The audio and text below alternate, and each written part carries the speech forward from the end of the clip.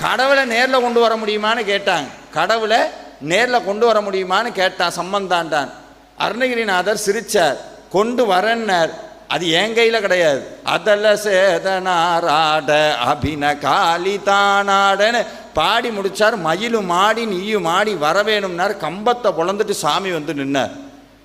கம்பத்து இளையனார். இங்கே கால பைரவர்னு ஒருத்தர் இருக்கிறார். ஒரே கல்லில் சாமி கையில் திரிசூலத்தோடு இருப்பார். அவர் பேர் என்னென்னா வடுக பைரவர்னு சொல்லுவாங்க. இன்றைக்கி பைரவர் போனாலே எல்லாம் பயப்படுறாங்க. குருமுளகில் தீபம், பூசணிக்கால தீபம், இளநீல தீபம், தேங்காய் மாங்காய் எதில் தீபம் போடணும்னு கிடையாது. எல்லாத்துலேயும் போட்டாச்சு.